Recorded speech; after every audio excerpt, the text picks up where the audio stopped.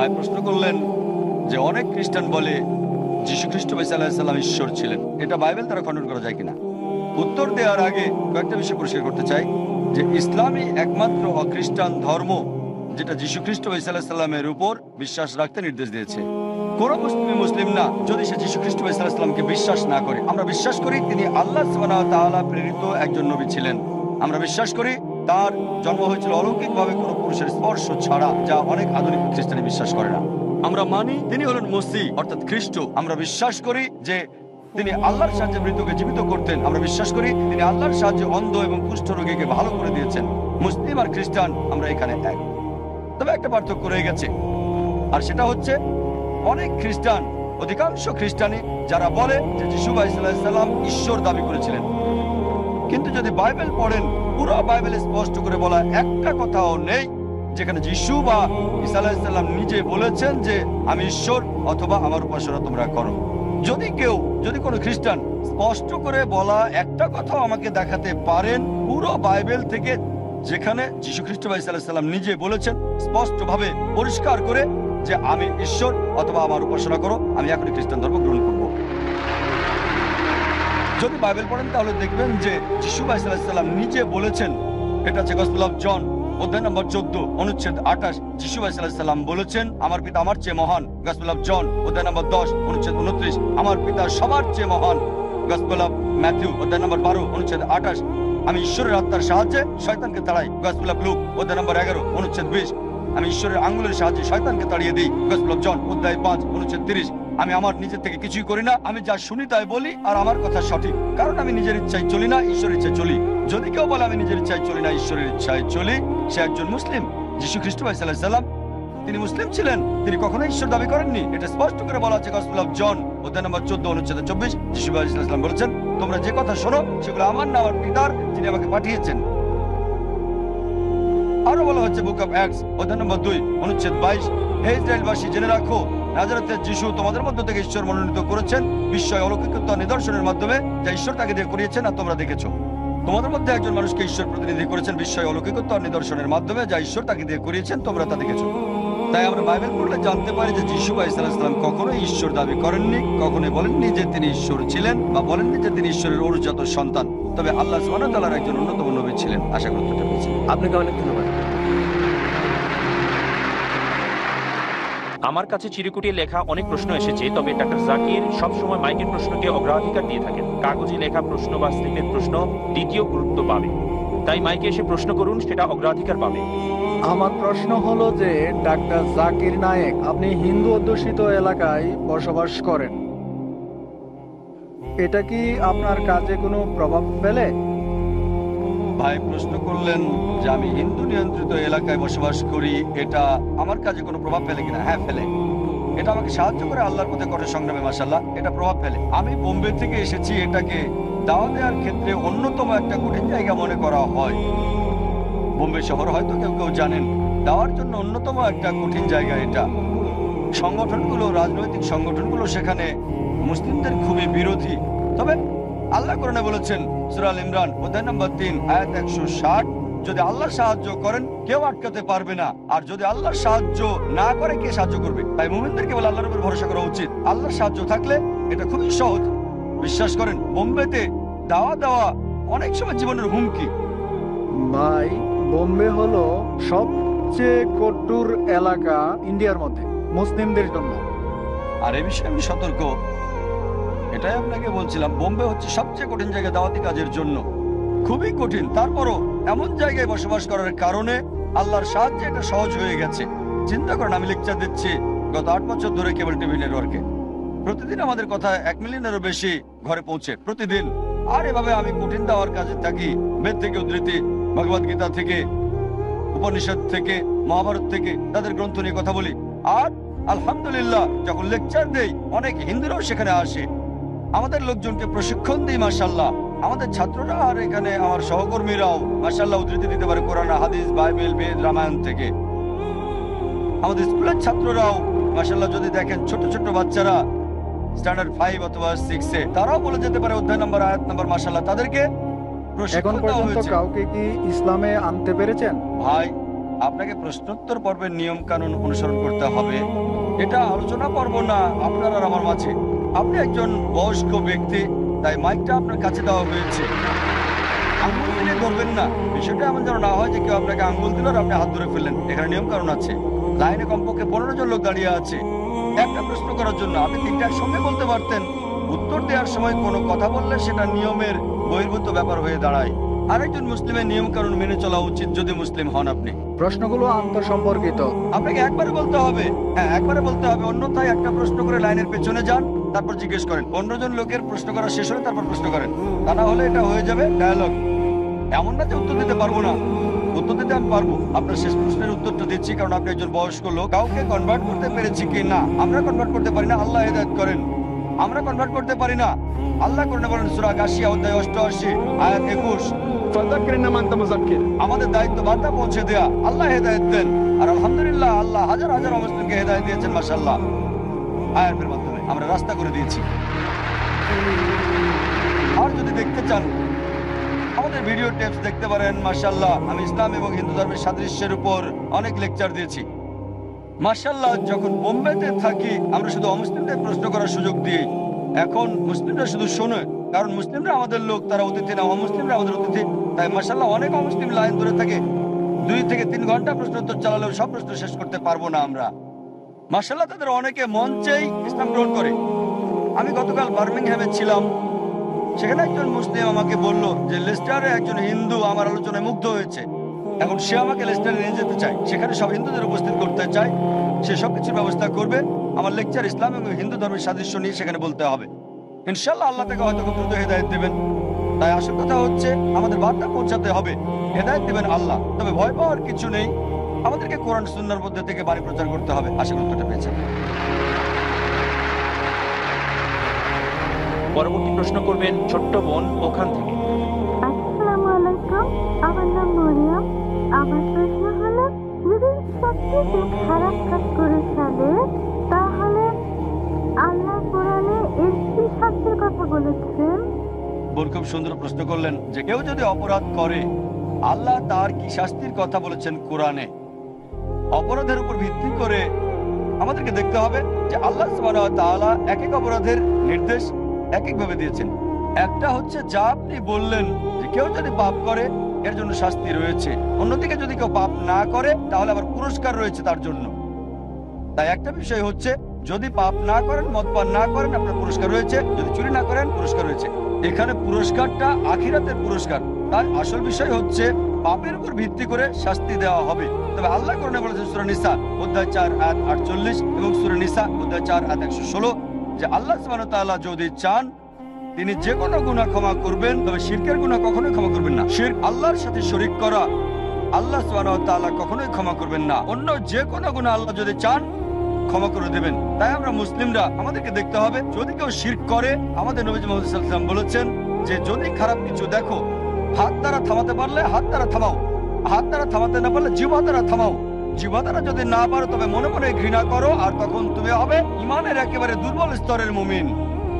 আর আল্লাহ বলেছেন যখনই মন্দ কিছু দেখবে, আল্লাহ বলেন সূরা ইমরান অধ্যায় 3 আয়াত 110 সৎ কাজে আদেশ করো, অসৎ কাজে নিষেধ করো, আর আল্লাহর উপর বিশ্বাস রাখো। তাই আমরা যদি দেখি কেউ পাপ কাজ করছে আমরা দাওয়াত দিব আর ওই ব্যক্তিকে সংশোধন করব, আর তাকে বলবো এই পাপটা করা উচিত না। চেষ্টা করব কোরআন এবং সুন্নাহর দিকে আনার যুক্তি এবং কারণ দিয়ে। আশা করি উত্তরটা পেয়েছেন। আমি আবার দর্শকদের সারিতে বসা অমুসলিম ভাই বোনদের অনুরোধ করছি দয়া করে মাইকে আসুন এবং আপনার সন্দেহ দূর করুন, ইসলাম সম্পর্কে ভুল ধারণা দূর করুন। এটা আপনার জন্য সুযোগ, তাই দয়া করে মাইকে আসুন এবং আপনার প্রশ্নটি করুন। আবার মাইকের কাছে ভলান্টিয়ারদের অনুরোধ করছি লাইনে দেখেন যদি কোনো অমুসলিম লাইনে থাকে তাহলে তাদেরকে সামনে নিয়ে আসুন যাতে করে তারা প্রথমে সুযোগ পায় প্রশ্ন করার জন্য। পরবর্তী প্রশ্ন করবেন এখানে পুরুষদের থেকে। আসসালামু আলাইকুম মিস্টার চেয়ারম্যান ভাই নায়েক, আমি আমার পরিচয়টা দিচ্ছি। তবে প্রথমে ধন্যবাদ জানাই লেকচার দেওয়ার জন্য। একটা বিষয় জানাতে চাই যে আপনি এবং আহমদ দিদাতকে সবসময় দোয়া করি। আমি চেষ্টা করি আপনার এবং আহমদ দিদাদের পাবলিক লেকচার শোনার। এটা আমার দাওয়ার ক্ষেত্রে সাহায্য করে। আমার নাম হাসান, আমি একটা ফার্মাসিউটিক্যাল কোম্পানি মেডিকেল রিপ্রেজেন্টেটিভ। আমি এখানে রাজনীতির সাথে জড়িত আছি। গত বছর আমি পার্লামেন্ট নির্বাচন করেছি। ইনশাল্লাহ আমি ক্যারিয়ারে আরো দূরে যেতে চাই। আমার প্রশ্নটা শিক্ষিত চরমপন্থীদের ব্যাপারে। চরমপন্থী যুবক একটা সংগঠন আছে, এর প্রধান বিখ্যাত একজন বিশেষজ্ঞ আমাকে ফতোয়া দিয়েছে একজন কাফির হিসাবে। আর অন্য মুসলিম যারা রাজনীতির সাথে জড়িত তারাও কাফির। তারা কোরআনের আয়াত ব্যবহার করে, যাতে বলা হয়েছে যে কেউ আল্লাহর আইন ছাড়া অন্য আইন রচনা করে সে কাফির। তারা এই আয়াতগুলো ব্যবহার করে, তারা 9/11-কে উৎসাহিত করে। আপনার কাছে প্রশ্ন ডক্টর নায়েক, এই চরমপন্থীদের কিভাবে শিক্ষা দিব যারা দাবি করে কোরআন এবং সুন্নাহ অনুসরণ করে?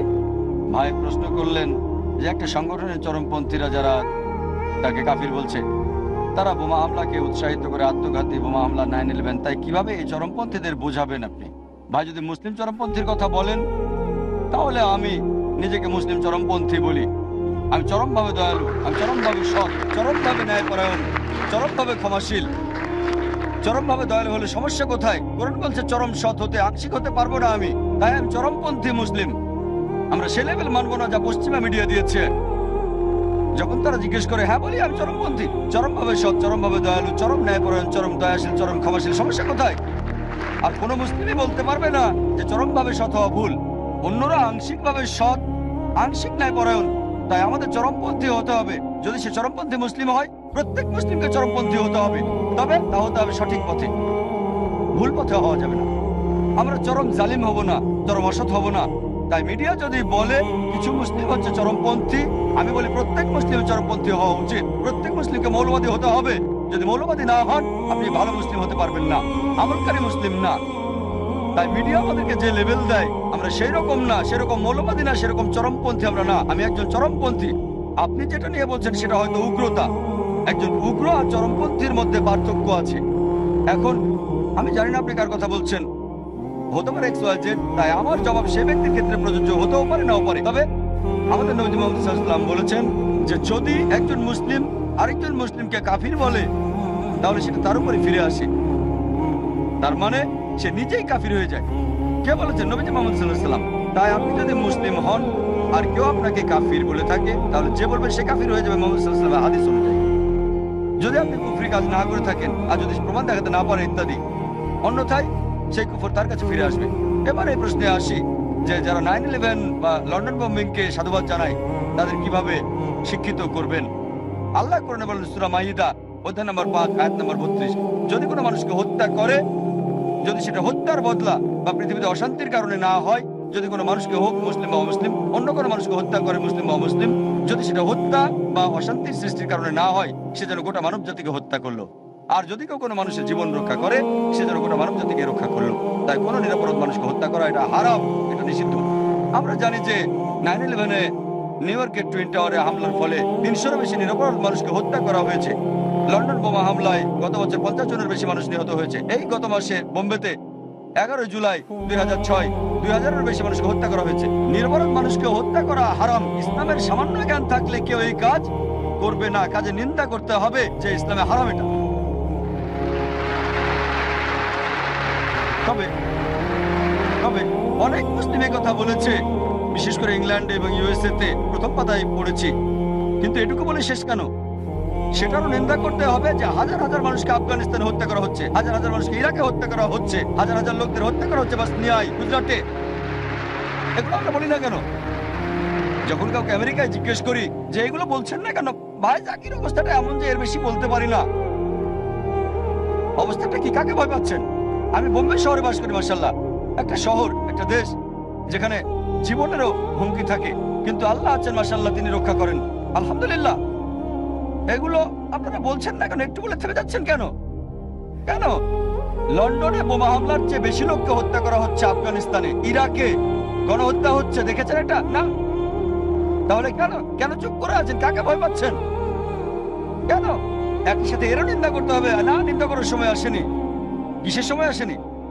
আমাদেরকে বুঝতে হবে যা ভুল তার নিন্দা করতে হবে, যা গুজরাটে হচ্ছে তার নিন্দা করতে হবে। আর যে সকল লোকজন এখানে দায়ী যে কোনো অন্যায়ের জন্য, তাদেরকে ধরেন এবং শাস্তি দেন, কোনো সমস্যা নেই, নিরপরাধকে শাস্তি দেবেন না। গুজরাটে কাউকে হত্যা করা হলে বোম্বেতে বোমা হামলা করা হয় কেন? তারা একই সম্প্রদায়। ইসলাম এটার অনুমতি দেয় না। চিন্তা করেন, নিরপরাধ মানুষকে হত্যা করা হয়েছে বোম্বের বোমা হামলায়, লন্ডনে বা নিউ ইয়র্ক। এই নিরপরাধ মানুষগুলোর আত্মীয় স্বজনের চিরশত্রু হয়ে যাবে যারা এটা করেছে। মনে রাখবেন, বলছি না মুসলিমরা করেছে, হ্যাঁ, কোনো প্রমাণ নাই, কোনো প্রমাণ পায়নি যে লাদেন এটা করেছে। এখানে এখনো ব্রিটিশ সরকার বের করতে পারেনি লন্ডনের বোমা হামলাকারীদের। এখনো কেউ জানে না বোম্বে হামলা করেছে কে। আমি বলছি না মুসলিমরা এটা করেছে, যে এটা করে থাকুক, মুসলিম বা অমুসলিম, নিন্দা জানাতে হবে। একজন ভালো মুসলিম যে আল্লাহর কাছে নিজের ইচ্ছাকে সমর্পণ করে, সে কখনো এমন কাজ করবে না। যদি কাউকে ধরা হয় যার মুসলিম নাম আছে, হয়তো সে নকল মুসলিম, হয়তো শুধু নাম আছে আব্দুল্লাহ, সুলতান, জাকির, মোহাম্মদ, সেটা ভিন্ন বিষয়। যদি এমনটা করে, হোক মুসলিম বা অমুসলিম, তার নিন্দা করতে হবে। আর ধরেন, চিন্তা করেন, যদি কিছু মুসলিম এটাকে সঠিক বলে মনে করে, যাদেরকে হত্যা করা হয়েছে সেই হাজার হাজার লোকের আত্মীয়রা ইসলামের স্থায়ী শত্রু হয়ে যাবে। তারা কিভাবে এমনটা করেন? এটা হারাম। তাদের কি দোষ ছিল? বোম্বেতে ট্রেনে করে যে লোকগুলো যাচ্ছিল, সে লোকদের কি অপরাধ ছিল? মার্কেটে যে মানুষগুলো ছিল, লন্ডনে যে টিউব বোমা হামলা, তাদের কি অপরাধ ছিল? যদি অপরাধীকে ধরতে পারেন, শাস্তি দেন, কোনো সমস্যা নেই। আর যদি তা না করতে পারেন, নিরাপরাধ মানুষকে হত্যা করবেন না, ইসলাম এটার পক্ষে না। একইভাবে যখন আমাকে প্রশ্ন করা হয়, যখন অস্ট্রেলিয়া গিয়েছি 9/11-এর পরে, সম্ভবত 2002 সালে, পার্থে অবস্থিত আমেরিকার কনসাল জেনারেল, বিষয় ছিল জিহাদ এবং সন্ত্রাসবাদ। তিনি বললেন, আপনি কি ওসামা বিন লাদেনকে সন্ত্রাসী মনে করেন? বললাম, দেখেন, ওসামা বিন লাদেনকে চিনি না, তার সাথে দেখাও হয়নি, সে আমার বন্ধুও না, শত্রুও না। যদি মিডিয়া, বিবিসি, CNN থেকে বলতে হয়, তবে কোরআন বলছে সূরা হুজুরাত অধ্যায় নম্বর 49 আয়াত 6, যখন কোনো বার্তা পাবে প্রথমে তা যাচাই করো আরেকজনকে বলার আগে।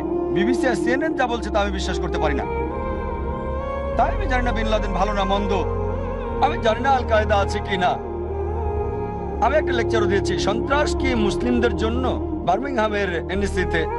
সেখানে আমি বলেছি, যদি US সাইটে যান, US department of justice on info please, সেই সাইটে দেখবেন অনেক সন্ত্রাসী সংগঠনের নাম আছে, 50 ভাগেরও বেশি হচ্ছে মুসলিম, যেগুলোর মধ্যে উলফা ইন্ডিয়াতে 749টা আক্রমণ করেছে গত 16 বছরে। যে কোনো সন্ত্রাসী সংগঠনের চেয়ে বেশি, কিন্তু তাদের নাম সেখানে উল্লেখ নেই। কেন? আল কায়দা 28টা আক্রমণ করেছে, সবগুলো সন্দেহের উপরে, কোনোটারই প্রমাণ নেই।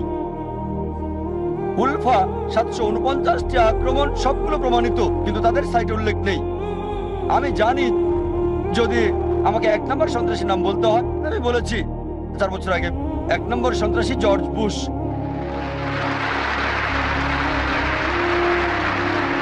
আমরা জানি আফগানিস্তানে হাজার হাজার লোককে হত্যা করেছে, ইরাকে হাজার হাজার লোককে হত্যা করেছে, আমরা জানি। আর সেই সময় এটা অস্ট্রেলিয়ার পত্রিকার হেডলাইনে এসেছিল, ডক্টর জাকির নায়েক নিজেকে মৌলবাদী বলেছে আর বলেছে জর্জ বুশ 1 নম্বর সন্ত্রাসী, শিরোনাম হয়েছে।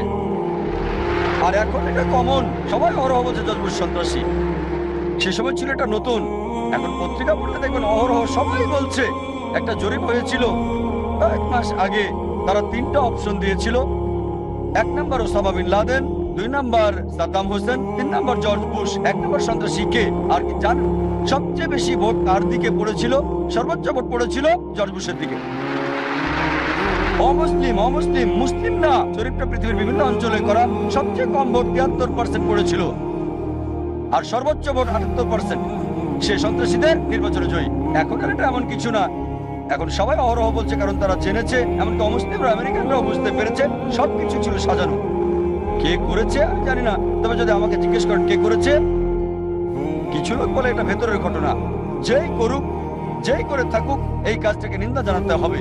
নিরপরাধ মানুষকে হত্যা করতে পারবেন না। তাই আপনাকে বুঝতে হবে, যেই বলে থাকুক এগুলো সঠিক কাজ, তারা সম্পূর্ণ কোরআন এবং সুন্নাহর বিরোধী। প্রমাণ দিতে বলেন, কোরআনে কোথাও বলা হয়নি। যদি অপরাধীকে ধরা যায় আর শাস্তি দিয়ে থাকেন, ঠিক আছে, কিন্তু নিরপরাধ মানুষকে হত্যা করতে পারবেন না। আপনাকে অনেক ধন্যবাদ।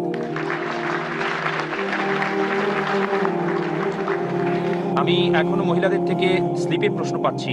আমি তাদের স্মরণ করিয়ে দিচ্ছি, যদি ডাক্তার জাকিরের কাছে আপনাদের প্রশ্নের জবাব শুনতে চান, তাহলে মাইকের সামনে এসে প্রশ্ন করুন। দয়া করে মাইকে এসে প্রশ্ন করুন। ধন্যবাদ। পরবর্তী প্রশ্ন মহিলাদের মধ্য থেকে। ভাই জাকির, আসসালামু আলাইকুম। আমি অভিভূত, আনন্দিত যে আপনাকে সরাসরি প্রশ্ন করতে পেরেছি। যদিও এখন পর্যন্ত আমি শুধু আপনার DVD দেখেছি, আর আমি আপনার লেকচারে খুবই ভালো। আমার প্রশ্নটা আজকের বিষয়ের সাথে সম্পর্কিত, আমাদের সন্তানদের শিক্ষা দেওয়া।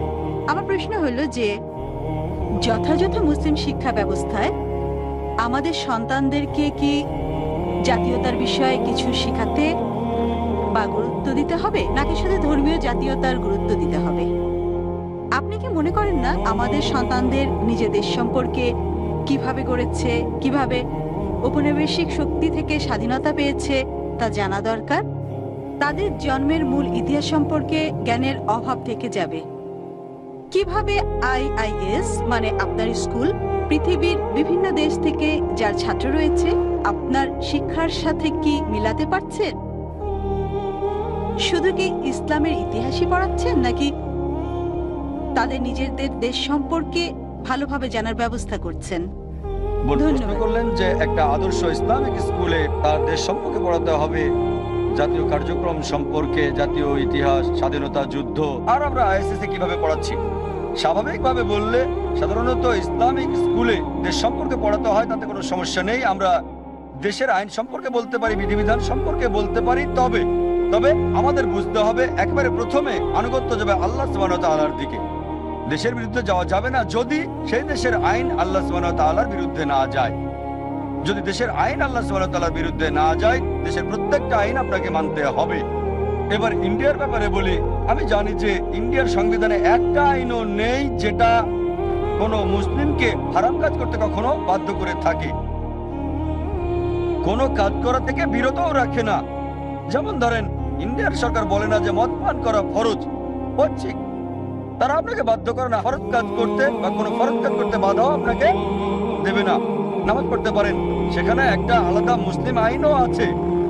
তাই আমি বলবো পৃথিবীর অমুসলিম দেশগুলোর মধ্যে ইন্ডিয়াকে সবার উপরে রাখবো, অন্যতম সেরা দেশ যেখানে মুসলিম বাস করতে পারে। কিছু নিয়ে আমি হয়তো দ্বিমত পোষণ করি, তাই আমি বলি আমি একজন ভালো মুসলিম, পাশাপাশি একজন ভালো ইন্ডিয়ানও। তবে কোনো আইন কোনো দেশের হোক, সেটা ইন্ডিয়া হোক, সেটা ইউকে, ইউএসএ, সিঙ্গাপুর, যদি আল্লাহ সুবহানাহু ওয়া তাআলার বিরুদ্ধে যায় তাহলে আমরা মানব না। আমাদের ভক্তি আল্লাহ সুবহানাহু ওয়া তাআলার প্রতিবেশী, কারণ তিনি আমাদের স্রষ্টা। দেশ আমাদের উপকার করছে, হয়তো কিছু বিষয় আমাদেরকে দিয়েছে চাকরি, তবে কোনো কিছুই আমাদের স্রষ্টা আল্লাহ সুবহানাহু ওয়া তাআলার সাথে তুলনীয় না। তাই আমাদের ভক্তি কেবল আল্লাহর প্রতি। যদি আল্লাহর বিরুদ্ধে না যায়, আমাদেরকে সব নিয়ম কানুন মানতে হবে। কিছু বিষয় হয়তো বিরুদ্ধে যায়, সেগুলো আমরা তখন মানবো না। তাই আমরা আমাদের সন্তানদের শিক্ষা দিই ভালো নাগরিক হতে। সমস্যা কোথায়? তাকে ভালো মুসলিম হতে হবে। সে দেশের সব নিয়ম কানুন মানবে যতক্ষণ ইসলামের বিরুদ্ধে না যায়। এবার ইতিহাসের বিষয়ে যদি আসেন, অবশ্যই আমরা যা করি অনেক সময় দেখা যায় যে অনেক ইতিহাস অপ্রাসঙ্গিক, সেগুলো আমরা পড়াই না। তবে স্বাধীনতার ইতিহাস যতটুকু দরকার আমরা পড়াই। আমাদের স্কুল ইসলামিক ইন্টারন্যাশনাল স্কুল, আমাদের বাচ্চারা জাতীয়তা ইংরেজ, তবে তাদের পিতামাতাও ব্রিটিশ, হয়তো তাদের ইন্ডিয়ান, অরিজিন ইন্ডিয়ান। আমাদের ছাত্ররা ইউএসএ থেকে, ইউকে থেকে, আবার সৌদি থেকে, পৃথিবীর বিভিন্ন দেশ থেকে। তবে মূলত সবাই ভারতীয় অরিজিন, সবাই অরিজিন, তবে ইন্ডিয়ান বলতে পারেন, অথবা তারা বিদেশি। কিন্তু কিন্তু কিন্তু আমরা বিশ্ব ইতিহাস পড়াই। সুযোগ আছে ইন্ডিয়ান ইতিহাস বা বিশ্ব ইতিহাস নেওয়ার। বিশ্ব ইতিহাস আমরা মনে করি দাওয়া দেওয়ার ক্ষেত্রে এর সুবিধা বেশি। এটা মোহাম্মদ সাল্লাল্লাহু আলাইহি সাল্লামের জীবন নিয়ে কথা বলে, যিশু আলাইহিস সালাম সম্পর্কে, মুসা আলাইহিস সালাম সম্পর্কে, একের ভিতর দুই। তাই বিশ্ব ইতিহাস পড়ায় দুটো অপশন আছে, বিশ্ব ইতিহাস আর ইন্ডিয়ান ইতিহাস। বিশ্ব ইতিহাসে ইন্ডিয়াও তখন চলে আসে। তাই আমরা যা দরকার তাই শেখাই, আর সে দেশের সরকারও সে ব্যাপারে অবগত। আমাদের সাহসী হতে হবে, যা সত্য সেটা মানতে হবে। আমরা বলবো না যে কারণ এটা অমুসলিম সরকার আমি এর বিরোধী। কেন? যদি নিয়ম কানুন আল্লাহর বিরোধী হয় আমরা তার বিরোধী হব, আর যদি নিয়ম কানুন আল্লাহর বিরোধী না হয় আমরা মানব। যদি শত্রু হয় কোনো সমস্যা নেই, আমাদের সাহসী হতে হবে। আর এটাই আল্লাহ বলেছেন সূরা ইসরা অধ্যায় 17 আয়াত 81, যখন সত্য মিথ্যার বিরুদ্ধে দাঁড়ায় মিথ্যা দূরীভূত হয়, আর মিথ্যা প্রকৃতিগতভাবে ক্ষণস্থায়ী। তাই আমাদের উচিত শিক্ষা দেওয়ার সময় তাদের বিশ্বের ইতিহাস পড়ানো, পৃথিবীতে কি হচ্ছে, যাতে তারা জানতে পারে, বুঝতে পারে। তবে কিছু বিষয় প্রাসঙ্গিক নাও হতে পারে, যেগুলোকে আমরা মনে করি দরকারি না, সারা জীবনে যেগুলো প্রয়োজন হবেই না, সেগুলো আমরা বাদ দিই। আশা করি উত্তরটা পেয়েছেন। আসসালামু আলাইকুম ডক্টর জাকির নায়েক। আমার নাম জিয়াউল্লাহ, আমি একজন শ্রমিক। আমার দুটো প্রশ্ন। প্রথমে আমি বলছি আমি আপনাকে ভালোবাসি, কারণ যেভাবে আপনি ইসলাম বিষয়ে কথা বলেন সেটা অসাধারণ, খুবই চমৎকার। আর আমার প্রথম প্রশ্ন, আমি যেখানে কাজ করছি তা অর্ধেক মানে হালাল খাবার বিক্রি করা হয়, এবং হারাম খাবারও, যেমন খিঞ্জির, শুকর, এগুলো যদি আমি সেখানে কাজ করি আর তা থেকে টাকা পাচ্ছি, এটা কি হালাল আমার জন্য? আমার কি কোনো পাপ হবে? দ্বিতীয় প্রশ্ন হলো, কারণ যখন আমি আপনার লেকচার দেখি আমি মনে মনে দোয়া করি, যখন আপনার দেখা সরাসরি পাবো আমি গোলাগুলি করব। আমি কি মঞ্চে এসে আপনার সাথে গোলাগুলি করব একবার?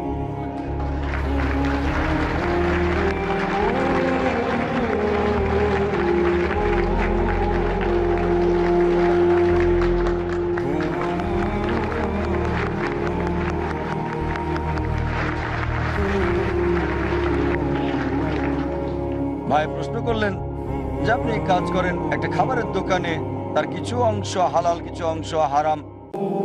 আর এটা একটা ব্যবসা প্রতিষ্ঠান যা খাবার বিক্রি করে থাকে কোনো স্থানে বা অফিসে, যা স্টাফ বা কর্মচারীদের খাবার দেয়। এটা কি? না না, এটা একটা দোকান। আচ্ছা, আপনি দোকানে কাজ করছেন, হারাম হালাল সব খাবারই আপনারা বিক্রি করেন। যদি হারাম খাদ্যের পরিমাণটা কম হয়, যেমন হতে পারে অল্প পরিমাণ, হারাম খাদ্য হয়তো 1% বা 2%, তাহলে করতে পারেন। কিন্তু হারামের পরিমাণটা যদি বেশি হয়ে যায় তখন আর কাজ করতে পারবেন না, এটা হারাম। মদের দোকানে কাজ করতে পারবেন না, শুকর বিক্রি হয় এমন দোকানে কাজ করতে পারবেন না। যদি 5 স্টার হোটেলে কাজ করেন, যার আবাসিক ব্যবস্থা আছে, সবকিছু আলাদা, আর খাবারটা তাদের আয়ের সামান্য একটা অংশ, সেই খাবারের 50% হারাম, তাহলে 5 স্টারে কাজ করতে পারেন। যাদের মূল ইনকামটা হয় আবাসিক ব্যবস্থা থেকে, একটা অংশ খাবার, সে অংশে শুকর হারাম, মদ হারাম ইত্যাদি, সেক্ষেত্রে হয়তো কাজ করার অনুমতি আছে। কিন্তু যদি সেই দোকানে শুধু খাবার বিক্রি করে আর অধিকাংশ খাবারই 50 ভাগেরও বেশি বা তারও বেশি পরিমাণ, 25% বা 20%, মানে কোনো পার্সেন্টেজই নাই, কিন্তু হারাম খাবার বিক্রি করে, আর সেই বিক্রিতে আপনি নিয়োজিত থাকলে আপনার জন্য হারাম। আশা করি উত্তরটা পেয়েছেন। সেটা দ্রুত পরিবর্তন করে ফেলেন ভাই, ইনশাল্লাহ আপনাকে আল্লাহ দেবেন। ভালো চাকরির চেষ্টা করেন, সেটা আপনার রিজিক আর আখিরাতের জন্য ভালো হবে। আসসালামু আলাইকুম, আমার নাম সেজান, আমার বয়স 6 বছর। আমার প্রশ্ন হলো, কিভাবে আমরা নিজেরা দিন শিখবো যাতে আমরা অন্য মানুষকে শেখাতে পারি, আর আমাদের কোন মূল বিষয়টা ভালো করে জানা দরকার? বোন প্রশ্ন করলেন যে কিভাবে আমরা নিজেদের শিক্ষিত করব যাতে অন্যকে শেখাতে পারি। আসলে আমাদের কি জানা উচিত? স্বাভাবিকভাবে জ্ঞানটা আসলে সমুদ্রের মতো, তবে পথনির্দেশের শ্রেষ্ঠ বই এই পবিত্র কোরআন। আমি বলবো যে আপনি পবিত্র কোরআনের অনুবাদ বুঝে পড়েন, সেটা সবচেয়ে ভালো। এটা পথনির্দেশের পাঠ্য বই, মানবজাতির জন্য একটা আহ্বান। এটা পৃথিবীর সবচেয়ে পজিটিভ বই। এটা জ্ঞান এবং দয়ার ঝর্ণা ধারা। এটা উদাসীনদের প্রতি সতর্কবাণী, পথহারাদের পথপ্রদর্শক, সন্দেহবাদীদের সন্দেহ দূরকারী, দুঃখীদের জন্য সান্ত্বনা, হতাশাগ্রস্তদের জন্য আশা। পথ খুঁজে পাওয়ার জন্য শ্রেষ্ঠ বই হচ্ছে এই পবিত্র কোরআন।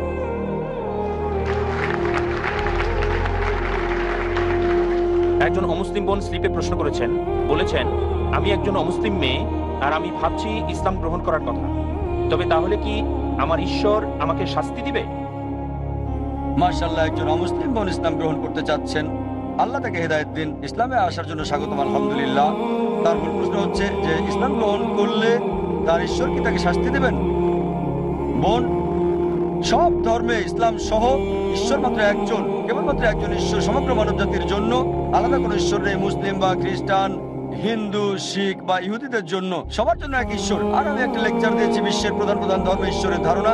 সব ধর্মে বলছে একজন ঈশ্বর, তার কোনো প্রতিমূর্তি নেই, কেউ তাকে জন্ম দেয়নি, তিনি সর্বশক্তিমান, তাই আল্লাহ একজন। আপনি যদি ইসলাম গ্রহণ করেন, সব ধর্মই বলছে, যদি পড়েন সব ধর্মই বলছে যে নবী আসবেন একজন, যার নাম হবে মুহাম্মদ। ইহুদি ধর্মগ্রন্থ পড়েন বা খ্রিস্টান ধর্মগ্রন্থই পড়েন বা হিন্দু ধর্মগ্রন্থ, আমি জানি না খ্রিস্টান নাকি ইহুদি নাকি হিন্দু, তবে যে ধর্মেরই হন ইনশাল্লাহ অবশ্যই আপনার ধর্মগ্রন্থেও পাবেন যে ঈশ্বর এক। আরো উল্লেখ আছে যে নবী আসবেন একজন, যার নাম হবে মুহাম্মদ, তিনি সত্যের পথ দেখাবেন, আল্লাহ তাকে শান্তিতে রাখুন। তাই আপনার সেই ঈশ্বরও একজন, ভিন্ন কোনো ঈশ্বর নেই। যদি আপনি ইসলাম গ্রহণ করেন, ইসলাম মানে আল্লাহর কাছে নিজের ইচ্ছাকে সমর্পণ করা, তাই ইনশাল্লাহ আল্লাহ খুশি হবেন, আপনাকে পুরস্কার দেবেন, আর ইনশাল্লাহ পরবর্তী জীবনে আপনাকে জান্নাতে দিবেন।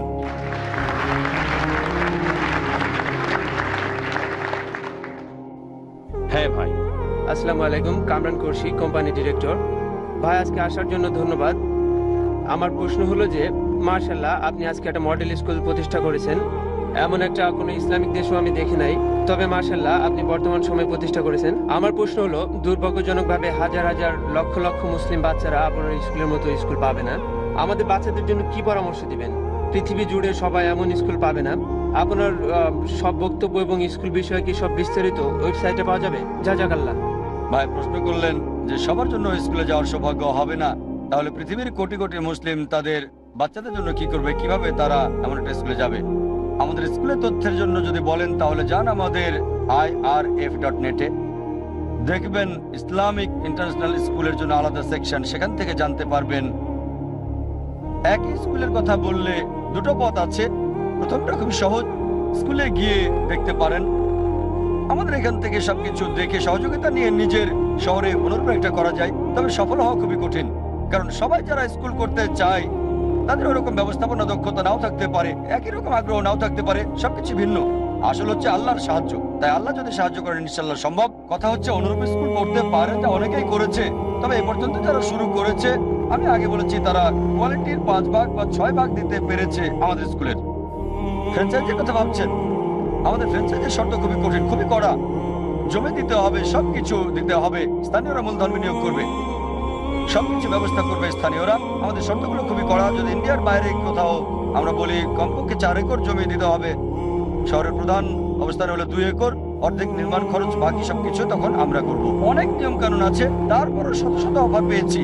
প্রথমে চিন্তা করেছি প্রতি বছর একটা করে স্কুল চালু করব, পরে দেখি এটা সম্ভব না।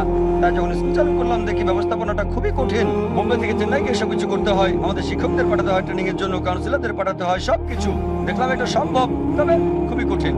তাই চিন্তা করলাম যে 2-3 বছর চলুক। আমাদের পরিকল্পনা আছে দুবাই শুরু করার ইনশাল্লাহ। দুবাই থেকে প্রস্তাব, লোকজন বলছে আমরা অনেক জমি দেব, ইউকে লোকজন বলছে, ম্যানচেস্টারের একজন বলেছে আমি 5 একর জমি দেব। আমরা সেই প্রস্তাব গ্রহণ করিনি, আমরা তার প্রস্তাবটা খতিয়ে দেখছি সবকিছু নেওয়া যাবে কিনা, কারণ এটা আমাদের ব্যবসা না, এটা কোনো ব্যবসা না। পয়েন্ট নাম্বার 1, যে জমি দান করে তাকে বলি জমির কথাটা আপনি ভুলে যান, কিছু পাওয়ার চিন্তা করবেন না। পশ্চিমা দেশে সবাই চিন্তা করে 1000 পাউন্ড বিনিয়োগ করলে এর থেকে কত পাবো। যেখানে আমি যাই শুধু পশ্চিমা দেশগুলোতে, ইউএসএ তে, কানাডা, ইউকে তে টিকেটের ব্যবস্থা করে। লেকচারের টিকেটের ব্যবস্থা বলে কিছু নেই। ইসলামিক লেকচারের টিকেটের ব্যবস্থা থাকবে কেন? তাই টিকেটের ব্যবস্থা করা যাবে না। অনেকে বলে ডক্টর জাকির নায়েক আপনাকে নিতে হলে কত টাকা দিতে হবে, তারা ভাবে অনেক টাকা লাগবে। বিশ্বাস করেন, যদি আমার ফি বলি তারা আমাকে নিতেই পারবে না। মাশাআল্লাহ আমি টাকা ছাড়াই আসি, বড় জোর আমার প্লেনের টিকিটটা দিতে পারেন। আমার সফর সঙ্গে যারা থাকে মাশাআল্লাহ সব খরচ আমরা বহন করি। ঠিক আছে, সাধারণ একটা থাকার ব্যবস্থা যদি করতে না পারি সেটা আমরা করে নেবো, সমস্যা নেই। আমার সময়টা গুরুত্বপূর্ণ, তাই এটা ভিন্ন ধারণা। তবে প্রাচ্যের দেশগুলোতে মাশাআল্লাহ অন্যরকম। তাই আমরা যা করছি সেটা আমাদের ব্যবসা না। কেউ আগ্রহী হয়ে দিলে সেটা ভুলে যেতে হবে যে স্কুলের জন্য জমি দিয়েছে সে। সম্পূর্ণ স্কুল আমাদের নিয়ন্ত্রণে। যদি ফ্র্যাঞ্চাইজ দেয় সম্পূর্ণ আমাদের কন্ট্রোলে থাকবে। একজন জমি ডোনেট করেছে যার মূল্য 16 কোটি রুপি। এখানে কত হবে? হয়তো কয়েক মিলিয়ন পাউন্ড। আমরা তাকে বলেছি এমন নিশ্চয়তা দিতে পারবো না যে আপনার সন্তান ভর্তি হবে। জমি দিতে পারেন, স্কুল চালু করতে পারেন, কোনো নিশ্চয়তা নাই যে আপনার সন্তান না পাস করলে ভর্তি হবে। এমন ঘটনাও আছে যে লোকজন ডোনেট করেছে, $1 মিলিয়ন ডোনেট করেছে, তার বাচ্চা ভর্তি হতে পারেনি। আমাদের নিয়ম কানুন খুবই কড়া এবং সম্পূর্ণ স্বচ্ছ। তাই এক্ষেত্রে আমরা ভালোভাবে ডোনারের বিষয়টা পরীক্ষা করে দেখি। যখন ফ্র্যাঞ্চাইজ দিই, যখন আমাদের নামটা যুক্ত করা হবে, যদি আইআরএফ নামটা যুক্ত হয় শেষ। দেখি আমাদের নামটা যেন যুক্ত করা না হয়। আমি কোথাও গেলে এই বিষয়টা মাথায় রাখি যে আমাদের নামটা যেন যুক্ত করা না হয়। আমরা আসি কিন্তু নাম দিই না, আয়োজক হিসেবে আমার নাম দিই না। যখনই আয়োজক হিসেবে নামটা যাবে অবশ্যই পরবর্তীতে আমাদের সমস্যা হবে। তাই যখন অন্য কোনো সংগঠনকে সহায়তা করি কোনো কাজে, আমরা অনেক সহায়তা করি মাশাআল্লাহ, তবে আমাদের একটা শর্ত থাকে, আমরা সাহায্য করব, নামটা আমরা ব্যবহার করতে দেবো না। কারণ জানি 100% নিয়ন্ত্রণে নেই এটা, এমনকি 50% নিয়ন্ত্রণ, 90% নিয়ন্ত্রণ হলেও আমরা এই ব্যাপারে রাজি হই না। যদি 100% নিয়ন্ত্রণ হাতে না থাকে আমাদের নাম ব্যবহার করতে দেই না। আমাদের কাছে এখনো পৃথিবীর বিভিন্ন দেশ থেকে প্রস্তাব আসতেই আছে মাশাআল্লাহ এমন স্কুল প্রতিষ্ঠা করতে। আরেকটা বিষয়, নাম যুক্ত করে ইনশাআল্লাহ আমরা দুবাই শুরু করতে যাচ্ছি। ব্রিটিশ অথবা আমেরিকান স্কুলের চেয়ে আমরা বেশি ফি নেব ইনশাআল্লাহ। তাদের সাথে প্রতিযোগিতা করব, আমরা বেশি ফি নেব অন্যদের চেয়ে। অনেক লোক আছে সামর্থ্যবান, আল্লাহ তাদের দিয়েছেন। যাদের সামর্থ্য নেই 25% ছাত্রছাত্রীকে স্কলারশিপ দেব। এখন দুবাই আমাদের পরবর্তী টার্গেট ইনশাআল্লাহ। আমাদের যেখানে ব্রিটিশ এবং আমেরিকান স্কুলের ফি অনেক বেশি, তবে ইনশাআল্লাহ আমরা ভাবছি তাদের চেয়ে বেশি ফি নেব।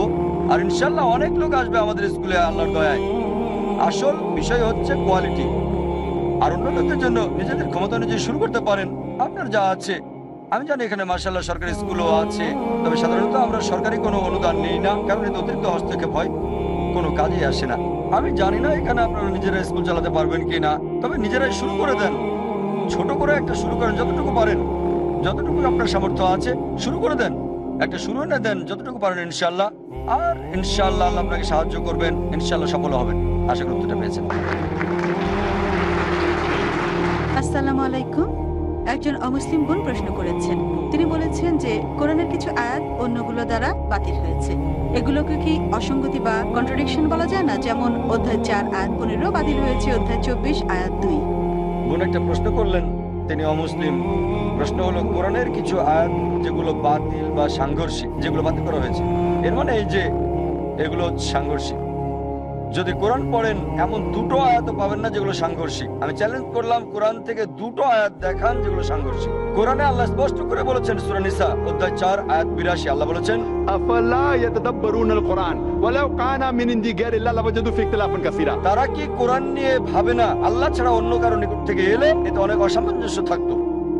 এখন মুসলিম সমাজে আমি জানি একটা ধারণা আছে যেটাকে বলা হয় অ্যাব্রোগেশন থিওরি, যেগুলো হচ্ছে মানসুখ এবং নাস। কোরআনের এই আয়াতের ভিত্তিতে সূরা বাকারা অধ্যায় 2 আয়াত 106 এবং সূরা নাহল অধ্যায় 16 আয়াত 101 বলা হয়েছে যে আল্লাহ সুবহানাহু ওয়া তাআলা কোনো আয়াত কখনো বাতিল করলে বা কোনো আয়াত ভুলিয়ে দিলে তিনি তার বদলে অনুরূপ বা তার চেয়ে ভালোটা এনে দেন। এখন এই আয়াতের উপর ভিত্তি করে অনেক বিশেষজ্ঞ অ্যাব্রোগেশন থিওরি দাঁড় করিয়েছেন, নাস এবং মানসুখ। কেউ কেউ বলবে ডাক্তার জাকির নেই কি বলছে, কোনো সাংঘর্ষিক আয়াত নেই, কোরআন বলছে আয়াত সাংঘর্ষিক না, তাহলে সাংঘর্ষিক না। যে কোনো বিশেষজ্ঞ বলুক, সেটা আমার বিষয় না। আল্লাহ হলেন এক নম্বর। যদি কোরআনের আয়াত পড়েন দুই ভাবে আয়াতগুলো দেখতে পারেন। একটা হচ্ছে যে আয়াতগুলো হয়তো আগের ধর্মগ্রন্থ নিয়ে বলছে, হতে পারে তাওরাত, হতে পারে ইনজিল। তাই আল্লাহ বলেছেন আমি কোনো আয়াতকে বাতিল করি না, আল্লাহ নিদর্শনকে আগের গ্রন্থের আয়াতগুলো ভুলিয়ে দেওয়া হয়েছে, তবে ভালো আয়াত অনুরূপটা তাদের দেওয়া হয়েছে। সেই ভালো এবং অনুরূপটা হচ্ছে এই কোরআন। এখন যদি মনে করেন যে আয়াতগুলো কোরআনের আয়াতের কথা বলছে, তাহলে জবাব আছে এটা। এর মানে আল্লাহ সুবহানাহু ওয়া তাআলা সেই আয়াতটা নাজিল করেছেন সেই প্রেক্ষাপটের জন্য, তারপর আরেকটা আয়াত নাজিল করেছেন, তবে সেই আয়াতটা সাংঘর্ষিক না, এটা আরো বিস্তারিত বলছে। আর দুটো আয়াত দেওয়া হয়েছে, সূরা নিসা অধ্যায় 4 আয়াত 15 এবং সূরা নূর অধ্যায় 24 আয়াত 2। যদিও আপনি এখানে আয়াতটা বলেননি, তবে আল্লাহর দয়ায় আমি আয়াতগুলো জানি। আমি কোরআনের হাফেজ না, এটা আসলে আমার চেষ্টা। কোরআনের হাফেজ না, অনুশীলন করতে হয়, আর আমি জানি প্রশ্ন হতে পারে, তাই আয়াতটা আমি জানি। মাশাআল্লাহ, এটা খুবই সহজ, কঠিন কিছু না। আপনি যেটার কথা বলছেন আর আমাদের বাচ্চারা মাশাআল্লাহ একই কাজ করছে, আলহামদুলিল্লাহ। সূরা নিসা অধ্যায় 4 আয়াত 15 বলছে যে কেউ যদি ব্যভিচার করে, কোনো নারী যদি ব্যভিচার করে, তাহলে তাকে আবদ্ধ রাখো, ঘরে বন্দী করে রাখো, আর সেটা করবে মৃত্যু না হওয়া পর্যন্ত বা আল্লাহ পৃথক কিছু না করা পর্যন্ত। সূরা নূর অধ্যায় নম্বর 24 আয়াত 2 বলছে ব্যভিচারকারীর জন্য যে ব্যভিচার করে তাকে 100টা বেত্রাঘাত করো শাস্তি স্বরূপ। এখন লোকজন মনে করে এটা সাংঘর্ষিক। যদি কোরআনের আয়াত সূরা নিসা অধ্যায় 4 আয়াত 15 বলে যে মহিলাকে ঘরে বন্দী করে রাখো, তারপরে থেমে যায়, তারপর সূরা নূরের 100 বেত্রাঘাত, তাহলে সাংঘর্ষিক। এটা বলছে যে তাদেরকে বন্দী রাখো মৃত্যু না হওয়া পর্যন্ত অথবা আল্লাহ অন্য কিছু না করা পর্যন্ত। এখন এজন্য আল্লাহ দুটো অপশন দিয়েছেন। কোরআনে ব্যভিচারকারীর জন্য 100টা বেত্রাঘাত, আর সহিহ বুখারীর হাদিস একজন ব্যভিচারীর শাস্তি হচ্ছে মৃত্যু। তাই কোরআনের এই আয়াত বলছে যে আল্লাহ তাআলা অন্য শাস্তি দেবেন পরবর্তীতে। যদি এই অংশটা না থাকতো তাহলে বলতে পারতেন সাংঘর্ষিক, কিন্তু এখন কোনো কন্ট্রাডিকশন নেই। এটা বলছে যে শাস্তিটা হচ্ছে সাময়িক, পরবর্তীতে আল্লাহ অন্য কিছু নাজিল করবেন। একইভাবে কিছু বিশেষজ্ঞ বলেছেন 1000 আয়াত কন্ট্রাডিক্টিং, কিছু বিশেষজ্ঞ বলেছেন 500টা, পরবর্তীতে নেমে এসেছে 22টা, এবং আরেকজন বিশেষজ্ঞ বলছেন 5টা। আমি এই 22টা এবং 5টাকে যাচাই করেছি, এগুলো জবাব দিয়েছি আলহামদুলিল্লাহ। সেগুলোর একটা হচ্ছে এটা মানসুখ এবং নাস থেকে যা বোঝা যায়, এর মানে হলো আল্লাহ কিছু বিধান আরোপ করেছেন ধাপে ধাপে। এর সেরা উদাহরণটা হচ্ছে মদের ব্যাপারে প্রথম যে আয়াত নাজিল হয় সূরা বাকারা অধ্যায় 2 আয়াত 219, আল্লাহ বলেছেন যে মদ পানে লাভ এবং ক্ষতি উভয়ই আছে, তবে ক্ষতির পরিমাণটা বেশি। কোরআনের এই আয়াত মদকে নিষিদ্ধ করেনি, এটা শুধু বলছে যে মদ পানে লাভ ক্ষতি দুটোই আছে, ক্ষতির পরিমাণ বেশি। পরবর্তী আয়াত মদ পানের ব্যাপারে, সেটা সূরা নিসা অধ্যায় 4 আয়াত 43 বলা হয়েছে যে মাতাল অবস্থায় তোমরা নামাজ পড়ো না, যখন মাতাল থাকবে নামাজ পড়বে না। তার মানে এটা আরেকটু কঠোরতা আরোপ করছে। আগে বলা হয়নি এটা হারাম, শুধু পথ দেখানো হয়েছে। মদ পানে লাভ ক্ষতি আছে, তবে ক্ষতির পরিমাণে বেশি। পরবর্তী আয়াত বলছে মাতাল অবস্থায় নামাজ পড়বে না, তাই মাতাল অবস্থায় ইবাদত করা যাবে না। এখন যেহেতু মুসলিমকে 5 বার নামাজ পড়তে হয়, তাই সে সারাদিন মাতাল হতে পারবে না। রাতে সুযোগ আছে, তবে বলছে না পান করতে।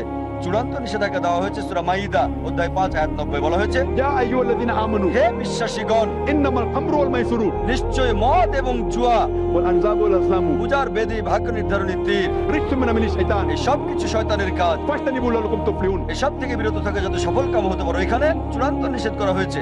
যখন এই আয়াত নাজিল হলো, মদের পাত্র মদ মদিনার রাস্তায় ফেলে দেওয়া হয়েছে, আর এসব করবো না। তারপর চূড়ান্ত নিষেধাজ্ঞা এসেছে। এখন যদি ভালো করে দেখেন, অনেকে বলে সূরা মাইদার এই আয়াত 5 নম্বর অধ্যায় 90 নম্বর আয়াত রহিত করা হয়েছে। সূরা বাকারা 2 নম্বর অধ্যায় আয়াত 219 কন্ট্রাডিক্টিং। এটা কন্ট্রাডিক্টিং না, এটা আরো তথ্য দিচ্ছে। প্রথম আয়াত বলছে লাভ ক্ষতি উভয়ই আছে, লাভের চেয়ে ক্ষতি বেশি। এই আয়াত এখনো প্রযোজ্য। এখনো এটা সঠিক যে মদ পানে লাভ এবং ক্ষতি উভয়ই আছে। মেডিকেল ডাক্তার হিসেবে আমি জানি যে মদে উপকার এবং ক্ষতি দুটোই আছে, তবে ক্ষতি বেশি উপকারের চেয়ে। পরবর্তী আয়াত বলছে মাতাল অবস্থায় নামাজ পড়ো না, এমনকি এখনো এই আয়াত প্রযোজ্য। এখন মাতাল অবস্থায় নামাজ পড়তে পারবেন না। চূড়ান্ত নিষেধাজ্ঞা কি এটার বিপরীত? এটা একটু যুক্ত করে দিয়েছে। যেমন ধরেন আমি বললাম যে আমি ইউকেতে বাস করি, ঠিক। পরের দিন বললাম আমি লন্ডনে থাকি, তৃতীয় দিন বললাম আমি হ্যারোতে বাস করি। তাই যখন বললাম হ্যারোতে, লন্ডন এবং ইউকে বোঝা গেল। তবে আমার প্রথম উত্তর ইউকেতে বাস করি ছিল সাধারণ, তারপর আরো নির্দিষ্ট যখন লন্ডনে থাকি, আর হ্যারোতে বললাম এটা একেবারে সঠিক। এটা আর প্রথম কথা সাংঘর্ষিক না। তাই সর্বশেষ নিষেধাজ্ঞা যে মদ হারাম, এটা সাংঘর্ষিক না যে মদের মাঝে উপকার এবং ক্ষতি উভয়ই আছে, তাই কোনোভাবেই না। সূরা নিসা অধ্যায় 4 আয়াত 43 যে মাতাল অবস্থায় নামাজ পড়বে না যখন তোমরা মদ পান করবে। তাই এর মানে কোরআনের শেষ আয়াতে বিস্তারিত বলছে, যদি এটা অনুসরণ করেন আগের দুটো স্বাভাবিকভাবে মানা হয়ে যাবে। এটা হয়ে যায়। তাই আমার মতে এবং আল্লাহ সুবহানাহু ওয়া তাআলার মতে কোরআনে একটাও অসঙ্গতি নেই। যদি কোনো অসঙ্গতি থাকে, এটা আর আল্লাহর বাণী থাকবে না। তাই আমি তাদের সাথে একমত না যে পৃথিবীর সেরা বিশেষজ্ঞ। আমি চ্যালেঞ্জ করি, হোক সে মুসলিম বা অমুসলিম, কোরআনে একটা অসঙ্গতি দেখাতে পারবে না। তারা তো করতে পারে নাই, কখনোই করতে পারবে না। হ্যাঁ ভাই। আসসালামু আলাইকুম, আমার নাম মেহেদি আহমেদ। আমি গবেষক ইতিহাস এবং রাষ্ট্রবিজ্ঞানের। এখন আমি কম্পিউটার বিজ্ঞানে পড়ছি। আমার প্রশ্নটা হলো জাদুর বিষয়ে, যা ম্যাজিক বা যে নামে আপনি এটাকে বলেন, আমি নির্দিষ্ট করে বলছি না। তবে এটা একটা পরিবার। সম্প্রতি তারা কাগজে কিছু একটা নেতিবাচক লেখা পেয়েছে, যা তারা বুঝতে পেরেছে যে এটা জাদু, আর এ থেকে পরিত্রাণের জন্য নিজেরা একই কাজ করেছে। এটা বিশ্বাস করা ভুল। আমি অবাক হয়েছি। তাই যদি এ ব্যাপারে কিছু বলতেন। ভাই প্রশ্ন করলেন খারাপ জাদুর ব্যাপারে কি বলবো আর এর থেকে পরিত্রাণ কি। খারাপ জাদুর ব্যাপারে যদি বলি, খারাপ জাদু বলে কিছু আছে, কোরআনে এটা আছে। সূরা ফালাকে, সূরা বাকারাতে বলা হয়েছে খারাপ জাদুর কথা, এটা আছে। তবে আমাদের এই খারাপ জাদুর ভেতর জড়িত হওয়া যাবে না, এটা করা যাবে না। আমাদেরকে আল্লাহর উপর বিশ্বাস রাখতে হবে। আর প্রতিকারের ব্যাপারে যদি বলেন, শেষ দুটো সূরা মুআদাতিন, সূরা ফালাক, সূরা নাস এজন্য নাজিল হয়েছে। এই দুটো সূরা খারাপ জাদু থেকে পরিত্রাণের জন্য। এখন একটা বিষয় হচ্ছে, যখন লোকজন মনে করে যে কোনো কিছু ভর করেছে, প্রথম বিষয় হচ্ছে আল্লাহ বলেছেন জ্ঞানীকে জিজ্ঞেস করো। সূরা নাহল অধ্যায় 16 আয়াত 43, সূরা আম্বিয়া অধ্যায় 21 আয়াত 7। ডাক্তারের কাছে যান, ডাক্তার যদি চিকিৎসার কথা না বলে, রোগের চিকিৎসা না করে, মনোরোগ বিশেষজ্ঞের কাছে যান। আর যাদের খারাপ জাদুর প্রভাব পড়ে, তারা ডাক্তার এবং মনোরোগ বিশেষজ্ঞের দ্বারা ভালো হতে পারে। কোনো জিন ভর করতে পারে বা খারাপ জাদুর প্রভাব পড়তে পারে। সেক্ষেত্রে কোরআন এবং সুন্নাহর নির্দেশ মেনে চলতে হবে। তার কাছে যেতে পারেন যে এই ক্ষেত্রে অভিজ্ঞ। তবে আমি না বলে পারছি না, অধিকাংশ লোক যারা দাবি করে যে অভিজ্ঞ, 99%-এরও বেশি ধোঁকাবাজ। আমার মতে 99%-এরও বেশি হবে, এটা আমার পর্যবেক্ষণ। 99%-এরও বেশি যারা বলে খারাপ জাদু দূর করতে পারে, তারা প্রতারক। যখনই দেখবেন আপনার কাছে টাকা চাচ্ছে, তার মানে প্রতারণার ফাঁদ তৈরি করছে। এটা করো, ওটা করো, আমাকে কিছু টাকা দাও, 1000 টাকা দাও, 2000 টাকা দাও, এর মধ্য দিয়ে হাতিয়ে নেওয়ার চেষ্টা। আর কিছু লোক আছে যারা এই ক্ষেত্রে অভিজ্ঞ। এমন দুজনকে আমি চিনি সৌদি আরবে, মাশাআল্লাহ, তারা খুবই জ্ঞানী। অন্য আর কারো কথা আমি জানি না। তাই যদি সে জ্ঞানী হয়, তাহলে দেখতে হবে কোরআন সুন্নাহ থেকে চিকিৎসা করছে কিনা। যদি করে তাহলে ভালো, যদি বিশেষজ্ঞের কাছে যান, এক্ষেত্রে অভিজ্ঞদের কাছে যাবেন। আশা করি উত্তরটা পেয়েছেন। পরবর্তী প্রশ্ন পুরুষদের থেকে। আসসালামু আলাইকুম ডক্টর জাকির, আমার নাম শাহিদ। আমি একজন সেলসম্যান। আমি অন্যদের মতো আপনাকে ভালোবাসি। একটা প্রশ্ন আপনাকে করতে চাই। আপনি বলুন ঈমান এবং আকীদা কি? কারণ আমরা আসলে এটা নিয়েই মরতে চাই। আর এখন এটা কিভাবে অর্জন করা যায়? শুধু কি দাওয়াতের মাধ্যমে? যদি তাই হয়, তাহলে কোন পদ্ধতিতে দাওয়াত দিতে হবে? কারণ অনেক পদ্ধতি আছে। ভাই প্রশ্ন করলেন যে ঈমানের অর্থ কি, আকীদার অর্থ কি, আর দাওয়াত দিলে কিভাবে দিতে হবে। ঈমান মানে বিশ্বাস, 5 ঘন্টা বা 10 ঘন্টা লেকচার দেওয়া যাবে এর উপরে। এখন আপনার প্রশ্নটা কি, আমি কি এর উপর লেকচার দিব? কি জানতে চাচ্ছেন? আকীদার মানে কি? আল্লাহ সুবহানাহু ওয়া তাআলার উপর বিশ্বাস রাখতে হবে সবকিছুতে, তাই ঈমানের উপর একটা লেকচার দেওয়া যায়, আকীদার উপরও। এখন বিষয়টা হলো, কারণ কিছু লোক মনে করে যে নবীজি সাল্লাল্লাহু আলাইহি সাল্লাম তার চেয়ে বেশি ছিল। প্রশ্নটা করেন আকীদা কি এটা বলছেন। মুহাম্মদ সাল্লাল্লাহু আলাইহি ওয়াসাল্লামের কথা বাদ দিয়ে শুধু আকীদার উপরে 10 ঘন্টা বলতে পারবেন, নবীজিকে বাদ দিয়ে 10 ঘন্টা বলতে পারবেন। একজন মানুষের চেয়ে বেশি। একজন মানুষের চেয়ে বেশি, হ্যাঁ মানুষের চেয়ে তো বেশি। তিনি পৃথিবীর সবচেয়ে সেরা মানুষ, একজন সাধারণ মানুষের চেয়ে বেশি। তবে তবে আমি জানি আপনার প্রশ্নটা কি। তবে তিনি আল্লাহ সুবহানাহু ওয়া তাআলা না, তিনি একজন মানুষ, তিনি আমাদের চেয়ে অনেক বেশি উত্তম। তবে তিনি বাশার, তিনি বাশার। কোরআন বলছে তিনি একজন মানুষ, তার খাবার দরকার হয়, তার ঘুমাতে হয়, আর মারা গেছেন, মদিনায় তার কবর আছে। তবে তিনি সবচেয়ে সেরা মুসলিমের দৃষ্টান্ত ছিলেন। আল্লাহ কোরআনে বলছেন সূরা কালাম অধ্যায় 68 আয়াত 4 যে নিশ্চয়ই আপনি উত্তম চরিত্রের অধিকারী। কোরআন বলছে সূরা আহজাব অধ্যায় 33 আয়াত 21 অবশ্যই রাসূলের জীবনে রয়েছে তোমাদের জন্য উত্তম আদর্শ। সুতরাং মানুষ হিসেবে তিনি হলেন সেরা মুসলিমের দৃষ্টান্ত, আলহামদুলিল্লাহ। তবে তিনি আল্লাহর নবী ছিলেন, সরাসরি আল্লাহ সুবহানাহু ওয়া তাআলার ইবাদত করতে হবে, কারো কাছে যেতে হবে না, সরাসরি আল্লাহ সুবহানাহু ওয়া তাআলাকে বলতে হবে, অন্য কাউকে না। এবার দাওয়ার কথা যদি বলেন, দাওয়া দিন কোরআন এবং সুন্নাহর মতে, কোরআন এবং সুন্নাহ যেভাবে দিতে বলেছে। আর যদি আমাদের ওয়েবসাইটে যান irf.net অনেক তথ্য পাবেন। আশা করি উত্তরটা পেয়েছেন। আরেকটা প্রশ্ন করেছেন একজন অমুসলিম ভাই, তার নাম যোগিন্দর সিং মাইন। তিনি একজন শিখ, আর প্রশ্ন করেছেন যে দয়া করে ইসলাম এবং শিখ ধর্মের সাদৃশ্য বলবেন কি? একজন শিখ ভাই খুব সুন্দর প্রশ্ন করেছেন যে ইসলাম এবং শিখ ধর্মের সাদৃশ্য কি। অনেক সাদৃশ্যই আছে, সবকিছু বলার সময় হাতে নেই। কয়েকটা বিষয় সংক্ষেপে বলবো যে শিখ ধর্ম এটা 10 গুরুর ধর্ম। অনেকে এটা জানে না। এর প্রতিষ্ঠাতা হচ্ছেন গুরু নানক সাহেব 1500 শতাব্দীর পরে, সেটা পাঞ্জাবে পঞ্চনদীর তীরে। আর গুরু নানক মুসলিমদের দ্বারা খুবই প্রভাবিত হয়েছিলেন। ক্ষত্রিয় পরিবারে জন্ম তার, হিন্দু যোদ্ধা পরিবার, মুসলিমদের দ্বারা প্রভাবিত হয়েছিলেন, অনেক মুসলিমদের। আর যে পঞ্চকর শিখরা সবসময় মেনে চলে তা হচ্ছে কেশ মানে বড় বড় চুল, তারপর কাঙ্গা মানে চিরুনি চুল পরিষ্কার করতে, তারপর কাড়া মানে ব্রেসলেট, চতুর্থ হচ্ছে কাচ্চা মানে লম্বা অন্তর্বাস, আর পঞ্চম হচ্ছে কিরপান মানে ছুরি। সংক্ষেপে এটা হচ্ছে পরিচয় একজন শিখ সম্পর্কে। আবার যখন কাউকে দেখবেন মাথা পেঁচানো তখনও বোঝা যায় সেটা। তাই আমি সবসময় বলি যে যারা ভয় ছাড়া লেবাস পরে তারা হচ্ছে শিখ। এই জন্য আমার লেকচার শুনেন, যদি পোশাক দিয়ে উদ্দেশ্য বোঝা যায় মুসলিমদের বলি, সেটা পরে মাশাআল্লাহ শিখরা। শিখ হিসেবে তারা গর্ববোধ করে, এমনকি কানাডিয়ান সরকারের সাথে যুদ্ধও করে তারা। আর্মিতে একজনকে বলা হয়েছে মাথা চুল কাটতে, সে বললো না কাটবো না, তারপর মামলা করে তারা জিতেও গেল। আমি যখন প্রথম কানাডা যাই 1996 সালে, সে সময় পত্রিকার শিরোনাম ছিল কানাডার আর্মির সাথে একজন শিখ মামলা যুদ্ধ করছে। তবে আমাদের মুসলিমদের অনেকে অনেক কথা বলে থাকে, দাড়ি পর্যন্ত কেটে ফেলে কেন? এবার ইসলাম এবং শিখ ধর্মের সাদৃশ্যগুলোতে আসি। শিখদের পবিত্র গ্রন্থ হচ্ছে গুরু গ্রন্থ বা আদি গ্রন্থ। যদি এই আদি গ্রন্থের প্রথম অধ্যায় পড়েন, ভলিউম 1 অধ্যায় 1 অনুচ্ছেদ 1 হচ্ছে জাপুজি। এতে বলা হয়েছে সর্বশক্ত ঈশ্বরকে বলা হয়ে থাকে সত্য, তিনি হলেন সত্য। কেউ জন্ম দেয়নি, ভয়হীন, কাউকে জন্ম দেননি, তিনি অভাব এবং ভয়ভীতি মুক্ত। যদি ভালো করে দেখেন তিনি এক, কেউ জন্ম দেননি, তিনি স্রষ্টা। এটা আমাদের কোরআনের সূরা ইখলাসের অনুরূপ। অধ্যায় 112 আয়াত 1 থেকে 4 বলা হয়েছে قل هو الله احد বলো তিনি আল্লাহ এক এবং অদ্বিতীয়, الله الصمد আল্লাহ স্বয়ং সম্পূর্ণ চিরস্থায়ী, لم يلد ولم يولد তিনি কাউকে জন্ম দেননি, কেউ তাকে জন্ম দেয়নি। ওয়ালাম ইয়াকুল্লাহু কুফুওয়ান আহাদ, তার মতো কিছু নাই। শিখ ধর্মে শিখরা অবতারবাদে বিশ্বাস করে না, মানে ঈশ্বরের অবতারে এক ঈশ্বরে বিশ্বাস করে। ঈশ্বরের কোনো আকৃতি বোঝায় না, তাকে বলা হয় এক ওমকারা। আবার ওমকারাও বলা হয়ে থাকে। সর্বশক্তিমান ঈশ্বরের অনেক নাম দেওয়া হয়েছে গুরু গ্রন্থে। তাদের মধ্যে হচ্ছে তাকে বলা হয় কারদার মানে স্রষ্টা, আর আরবি করলে হয় খালিক, তাকে বলা হয় পরওয়ারদিগার লালনকারী, আরবি হচ্ছে রব, তাকে বলা হয় প্রভু মানে রব, তাকে বলা হয় করিম মানে দয়ালু, তাকে বলা হয় রহিম উপকারী, তাকে বলা হয় ওয়াহি গুরু, এক ঈশ্বর। তাই যদি ভালো করে দেখেন অনেক সাদৃশ্য রয়েছে শিখ ধর্মে ঈশ্বরের ধারণার সাথে। এজন্য দেখবেন তারা মূর্তি পূজায় বিশ্বাস করে না, অবতারবাদে বিশ্বাস করে না, এক ঈশ্বরে বিশ্বাস করে।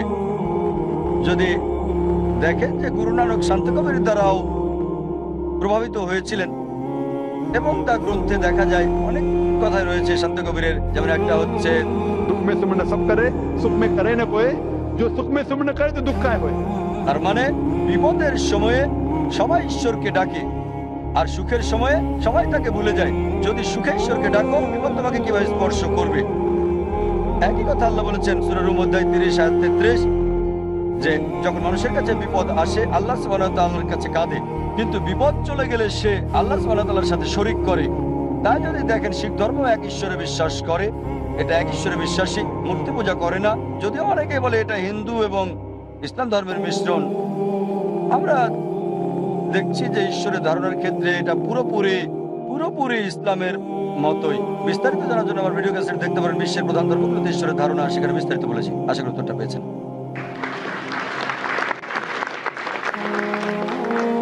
ইনশাআল্লাহ আমরা আরো দুটো প্রশ্ন নিব, সময়ের স্বল্পতার কারণে শেষ করছি। পরবর্তী প্রশ্ন পুরুষদের মধ্য থেকে ওখানে। আসসালামু আলাইকুম, আমার নাম ফাহাদ, আমি কম্পিউটার প্রোগ্রামার হিসেবে কাজ করছি। আমার প্রশ্নটা ইসলামিক ব্যাংকিং বিষয়ে। এর মানে কি, যখন কিছু ইসলামী ব্যাংক বলে যে তারা লোন দিতে যাচ্ছে আর X% APR, এটা কি সুদ না? এটা কি সুদ হচ্ছে না? ভাই প্রশ্ন করলেন যে ইসলামিক ব্যাংকিং বিষয়ে জানতে চান। ইসলামিক ব্যাংক লোন দেয়, তারা X% যুক্ত করে, এটাকে সার্ভিস চার্জ বলে। যাই হোক, এটা সুদ কিনা দেখেন, ইসলাম ধর্মে সুদ হারাম। কমপক্ষে 8 বার আল্লাহ বলেছেন সুদ হারাম। আল্লাহ বলেছেন সূরা বাকারা অধ্যায় 2 আয়াত 278 থেকে 279 যে যদি তোমরা সুদ পরিহার না করো তাহলে আল্লাহ এবং রাসূলের সাথে যুদ্ধের ঘোষণা শুনো। সুতরাং সুদ হারাম। এবার ইসলামিক ব্যাংকিং ব্যাপারে বলি, আপনি বলছেন যে অনেক ইসলামিক ব্যাংক যারা লোন দেয়, একটা বিষয় বলতে পারি, অধিকাংশ ইসলামিক ব্যাংক একই। আমি একটাও ইসলামিক ব্যাংক দেখি না যেটা 100% ইসলামিক। আমার জানা মতে নেই, থাকতেও পারে, আমি জানি না। আমার ইচ্ছা আছে ইসলামিক ব্যাংকিং এর ব্যাপারে, তবে কিছু আছে মাশাআল্লাহ কাছাকাছি ইসলামিক, অনেকগুলো আবার ধোঁকাবাজি, শুধু নামে মাত্র তারা ইসলামিক। মনে রাখতে হবে যে সাধারণ মানুষ হিসেবে যাচাই করতে পারলে যাচাই করবেন। যদি দেখেন যে ইসলামিক মুশারিকা ব্যবস্থা আছে, লাভ এবং লোকসান বন্টন, ভালো হলে সমস্যা নেই, ঠিক আছে। মুশারিকা মানে অংশীদার হওয়া। এখন অন্যটা হচ্ছে মুদারিবার বিষয়, মানে ব্যয় সংযোজন। এটাতে আবার অনেক সময় লোকজন ক্ষতিগ্রস্ত হয়ে যায়। অনেক সময় এটা তেমন কিছুই না, ধরেন শুধু সরাসরি না খেয়ে একটু ঘুরিয়ে খাওয়া, এইভাবে নাক ধরা, এটা আসলে কিছু না, দৃষ্টি আকর্ষণের কৌশল আর কি। তাই আমাদেরকে যাচাই করতে হবে। অনেক ফতোয়া আছে এটা বৈধ, অনেক বিষয় বৈধ, অনেক হারাম বিষয় আছে। তাই যখন কোনো ইসলামিক ব্যাংকের ব্যাপারে বলবেন তখন দেখতে হবে শরিয়া বোর্ডে কারা আছে। শুধু নাম দেখলেই হবে না, সেটা গুরুত্বপূর্ণ না, তারা কি করে ইত্যাদি। তাই অনেক ইসলামিক ব্যাংক, যেগুলোকে আমি ইসলামিক ব্যাংক বলবো না, হয় তাতে কোনো দু একটা ইসলামিক, অধিকাংশ ইসলামিক ব্যাংকে মুদারিবা সিস্টেম আছে, মুদারিবার সমস্যা আছে, ব্যয় সংযোজন চলে আসে। অনেক সময় এটা হতে পারে যারা মানে উচ্চ ক্রয় ব্যবস্থা, যা ইসলামিক মুশারিকা নিরাপদ মানে যদি ইসলামিক নিয়ম মানে। অন্যদিকে যাচাই করে দেখতে হবে। আর আমরা যা দেখি অধিকাংশ ব্যাংকে দুর্বল হয়ে যায়, কারণ অন্যান্য প্রচলিত ব্যাংকগুলোর সাথে প্রতিযোগিতা করে, একই সুদ রাখে, সুদ নামটা ভিন্ন, নামটা আলাদা, লেভেলটা ভিন্ন, কার্যক্রম সবই এক। তাই আমাদের সতর্ক থাকতে হবে লোন নেওয়ার সময়। কিন্তু কোনো সাধারণ মানুষ যদি মনে করে এটা ইসলামিক তাহলে নিতে পারে। যদি তারা আপনার অগোচরে কোনো খারাপ কিছু করে তাহলে দায়টা তাদের, আপনার উপর না। যদি জানেন হারাম তারপরে সেখানে যান, তাই আপনার। তাই ব্যাংক মালিকদের দেখতে হবে যে তারা শরিয়া মানছে কি মানছে না। এ বিষয়ে অনেক ফতোয়া আছে, ফতোয়া পাওয়া খুবই সহজ, যে ফতোয়া চান সেটাই পাবেন। তারা তাই হয়তো মিশর বা পাকিস্তান বা ইন্ডিয়াতে যায়, যেটা সুবিধা সেই ফতোয়া তারা নিয়ে চলে আসে, তারপর অনুমোদন করে। তাই সতর্ক হতে হবে ইসলামিক ব্যাংকিং এর ব্যাপারে। এমন না যে এটা সম্ভব না, সম্ভব, তবে খুবই কঠিন। কিছু সংখ্যক আছে আমি জানি মাশাআল্লাহ ভালো, তারপরও 100% না, তারাও জানে 100% না, কারণ কেন্দ্রীয় ইসলামিক ব্যবস্থা না থাকলে সেটা হতে পারে না 100%। ব্যাপার হচ্ছে এখন অনেক ইসলামিক ব্যাংক আসছে, আমাদেরকে দেখতে হবে আসলে ইসলামিক কিনা। যদি ইসলামিক হয় আপনি করতে পারেন, তাই তাদের কার্যক্রম যাচাই করতে হবে, তারপর সিদ্ধান্ত আসবেন ভুল না সঠিক। আশা করতে পেরেছি।